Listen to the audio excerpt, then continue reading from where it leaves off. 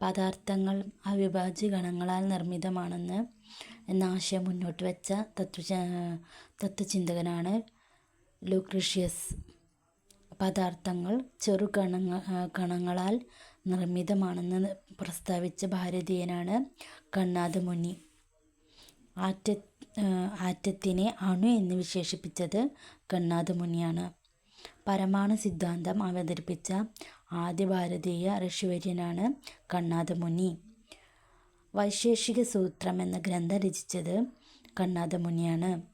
Gold foil പരീക്ഷണത്തിലൂടെ ആറ്റത്തിൻ്റെ മാതൃക തയ്യാറാക്കിയത് Ernest റൂദർഫോർഡാണ് 1911.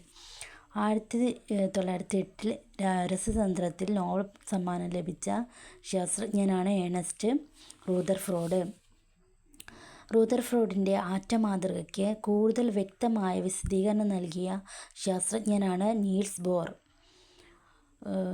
റൂദർഫോർഡിൻ്റെ ആറ്റമാതൃകയുടെ ന്യൂനതകൾ പരിഹരിച്ചുകൊണ്ട് ആറ്റമാതൃക ആദ്യമായി അവതരിപ്പിച്ചത് നീൽസ് ബോറാണ്. നീൽസ് ബോറിൻ്റെ ആറ്റമാതൃക അറിയപ്പെടുന്നത് ബോർ മാതൃക എന്നാണ്.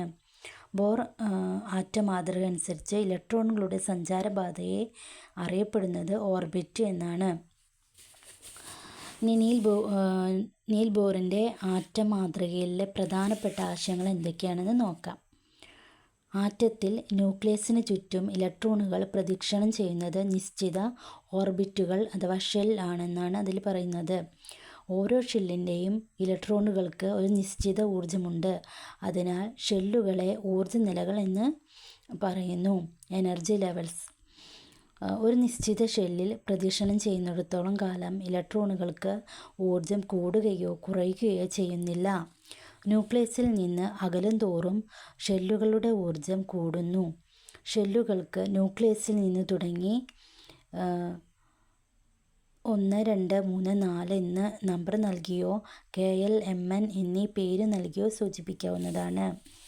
ബോറിൻ്റെ ആറ്റമാതൃക അടിസ്ഥാനമാക്കിയിരിക്കുന്നത് ക്വാണ്ടം തിയറിയാണ്. 1897 ഡിസ്ചാർജ് ട്യൂബ് പരീക്ഷണങ്ങളിലൂടെ നെഗറ്റീവ് ചാർജുള്ള കണങ്ങളുണ്ടെന്ന് കണ്ടെത്തിയ ശാസ്ത്രജ്ഞനാണ് J.J. തോംസൺ. പോസിറ്റീവ് ചാർജിനാൽ നിർമ്മിക്കപ്പെട്ട ഒരു ഗോളത്തിൽ നെഗറ്റീവ് ചാർജുള്ള ഇലക്ട്രോണുകൾ വിന്യസിച്ചിരിക്കുന്നു എന്ന് പ്രസ്താവിച്ച ആറ്റമാതൃകയാണ് J.J. തോംസൻ്റെ ആറ്റമാതൃക.